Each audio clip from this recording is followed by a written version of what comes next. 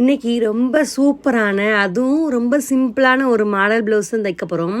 அதுவும் இந்த patch work வச்சு தான் நான் தைக்க போகிறேன். புதுசாக ட்ரை பண்ணியிருக்கேன், நல்லா இருக்கான்னு சொல்லுங்கள். இன்றைக்கி நான் இதில் இந்த மாடலை நான் எடுத்து வச்சுருக்கேன். இதை வச்சு தான் நான் தைக்க போகிறேன். நார்மலாக நீங்கள் எப்பயும் போல் நீங்கள் உங்களுக்கு பிடிச்ச மாதிரி கழுத்தை நீங்கள் வெட்டி வச்சுக்கலாம். எப்பயும் போல் கழுத்தை ஃபினிஷ் பண்ணி வச்சுக்கோங்க. அதுக்கப்புறம் கழுத்தை சுற்றி ஒரு 1/2 இன்ச்சுக்கு மதிப்பாக ஒரு கோடு போட்டு வீடியோவில் காட்டுற மாதிரி அதே இடத்துல நிப்பாட்டிக்கோங்க. அதுக்கப்புறம் ஒரு 1/2 இன்ச்சு தள்ளி அழகாக அந்த முன்னாடி போட்ட கோடை கிராஸ் பண்ணி இப்படி மேல் நோக்கி இது மாதிரி 2 கோடு போட்டுக்கோங்க.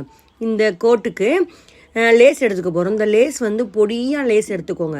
அப்படி இல்லைன்னா நீங்கள் முதுகு கட்டுற கயிறு இருக்குல்ல கோல்டன் கலரில், அது கூட நீங்கள் யூஸ் பண்ணலாம், அது நல்லாயிருக்கும். நம்ம வரைஞ்ச மட்டும் நம்ம தச்சிட்டு ஆடுதையில் போட்டுக்கோங்க. அதே மாதிரி 2 வரிசை நம்ம கோடு போட்டோம்ல, 2 வரிசையும் இந்த லேஸை நம்ம அட்டாச் பண்ணிக்கணும். அட்டாச் பண்ணி இது நான் யாருக்கும் தைக்கலை, சும்மா தச்சு பார்க்குறேன். இந்த மாடல் நல்லா இருக்கா, ஒர்க் அவுட் ஆகுதா, அதுக்காக தச்சு பார்க்குறேன்.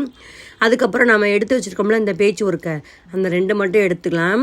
எடுத்துகிட்டு நம்ம லேஸ் தச்சு இந்த எண்டிங் இருக்குல்ல, அந்த எண்டில் அந்த பிசு தெரியாமல் உள்ளே வச்சுட்டு கைத்தையில் போடணும்னு அவசியமே இல்லைங்க. மிஷின்லேயே அது ஓரமாக சுதாரணமாக பொறுமையாக அடித்தாலும் அழகாக நீட்டாக வந்துடும். இந்த மாடல் எப்படி இருக்குது, இதில் நம்ம கையிலேயே பூ செஞ்சு வச்சாலும் அழகாக தான் இருக்கும், இப்படியும் வச்சாலும் அழகாக இருக்கும். இதில் 3வது வரிசையாக கூட நீங்கள் ட்ரை பண்ணலாம். கீழ் நோக்கி 3வது வரிசை வச்சு எல்லாம் வச்சா இன்னும் அழகாக இருக்குது.